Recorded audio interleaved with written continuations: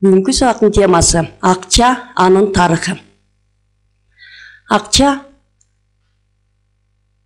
Акчанын тарыхы пайда болушу узак мезгилди басып өткөн, биз билебиз. Байыркы таш доорунда акчанын кереги деле жок болгон. Себеби адамдын керектөөлөрүн, муктаждыктарынын баары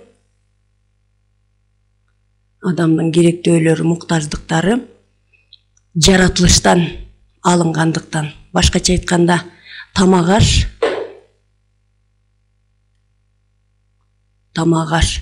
Бул тамак ашты жаратылыштан, башкача айтканда, тагыраак айтканда, өсүмдүктөрдүн,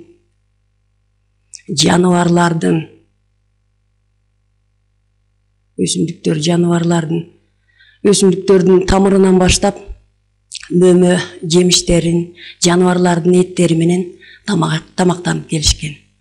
Ал эми кийимди болсо, ошол жаныбарлардын терисинен кийимдерди, териден, жүндөн, ушул кийимдерди кийинип келишкен.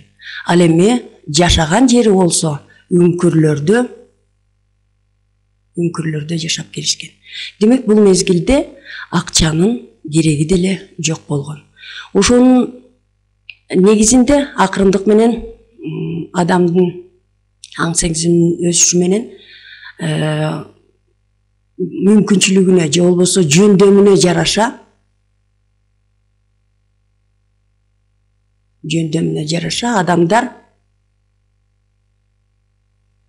адамдар башкача айтканда эмгектин бөлүнүшү пайда боло баштаган. Эмгектин бөлүнүшү болгондо, кийим эмнеге жөндөмдүү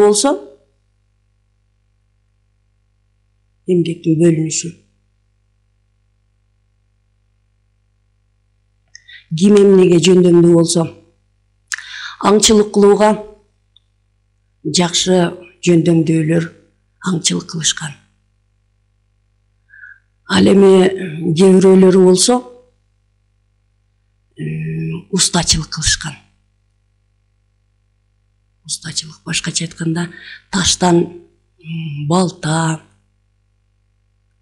найза жасашкан. Мына ушуларды жасоо менен бирге аңчылар өзүнүн этине, же болбосо терисине, жаныбарлардын терисине, балтага, жанагы жана башка курал жарактарга алмашуу башталган. Мына ушунун негизинде соода жүргүзүү башталат экен да, башкача айтканда, бартер келип чыгат экен. Бартер бул эки жака тең ыңгайлуу болгон,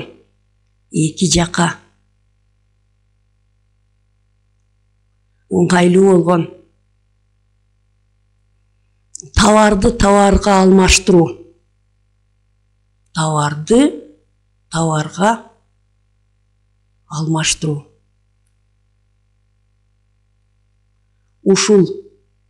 Ушундай сооданын түрү бартер болуп саналат экен. Алмаштыруу. Демек, соода жүргүзүлүп атат. Мына ушунун негизинде товарлар адамдын аң сезими өнүгүүсү менен өзүнүн керектөөсүн канааттандыруу үчүн товар пайда болуп атат. Башкача айтканда, көпчүлүк товарлар, эң негизги товарлар, көп колдонууга мүмкүн болгон товарлар, бул акчанын ролун аткарып келген. Башкача айтканда, бардык нерсеге алмашууга мүмкүн болгон. Мисалы, мына могул сүрөттө көрүп тургандай,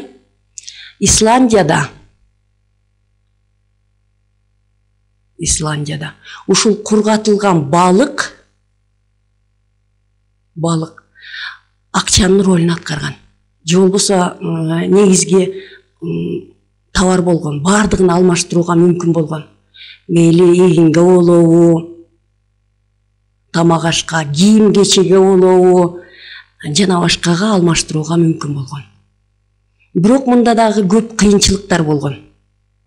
Балыктын чоң кичинеси болгон, же болбосо бир мындай ным тартып кетсе көгөрүп кеткен, жана башка ушундай кемчиликтер болгон. Кемчиликтер. Ушундай негизги акчанын ролун аткарган товарлар бул көп өлкөдө ар кандай товарлар ойногон. Мисалы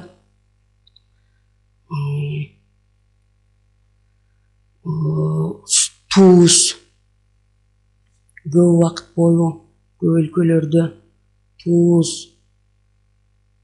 чай, мисалы Монголияда, ошондой эле баалуу терилер.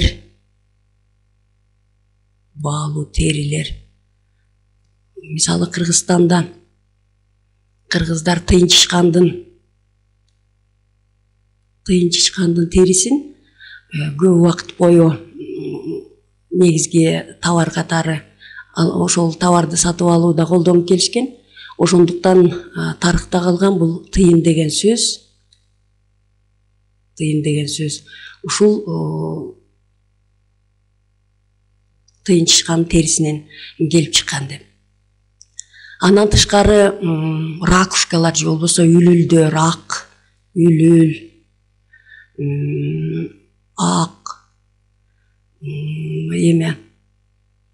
кара түстөгү үлүлдөр, вампум деп коет, индеецтер колдонуп келишкен да. Көп убакыт бою мал, мейли уй болобу, кой болобу, жылкы болобу, мына ушуларды көп убакытка чейин колдонуп келишкен негизги товар катары, товарларды алууда. Мында кыйынчылык түзүп атат. Мисалы бир өтүк алган атса, бир койго өтүккө алмаштыруу мындай оорураак болгон. Же болбосо уйга алмаштыруу, эки өтүктүн кереги жок, бир өтүк алгысы келсе, кайра бир санын же болбосо уйдун да бир нерсесин алмаштырууга мүмкүн эмес болгон. Мына ушундай көп кыйынчылыктар болгондуктан өзгөчө бир товар керек болгон, баардыгына алмаштырууга мүмкүн болгон. Бул акча болуп саналат. Акча өзгөчө товар. Жалпы эквиваленттик касиетке ээ болгон товар бул акча. Акча деп эмнени айтабыз? Акча деген сөз негизи мурунку байыркы мезгилде байыркы римдиктер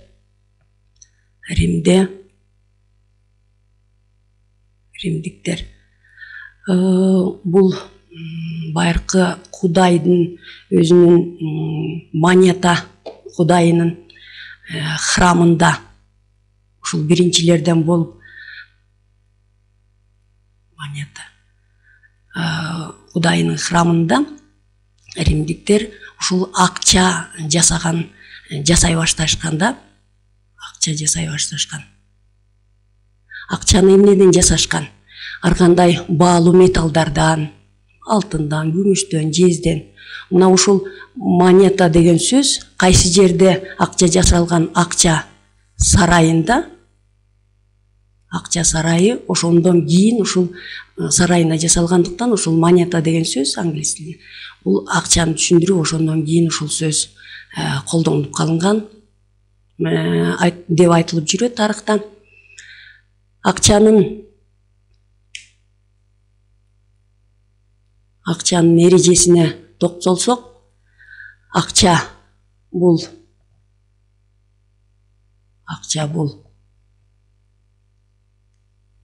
жүгүртүү каражаты катары.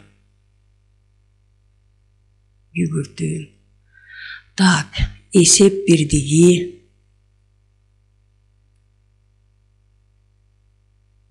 байлыкты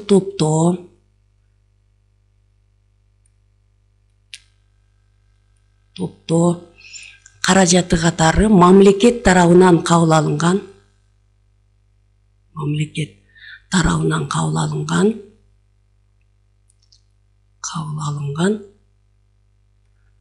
төлөм каражаты.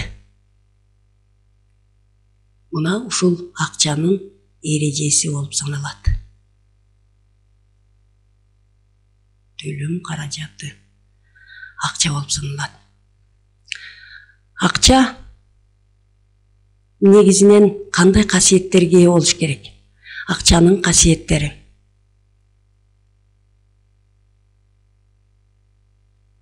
Акчанын касиеттери.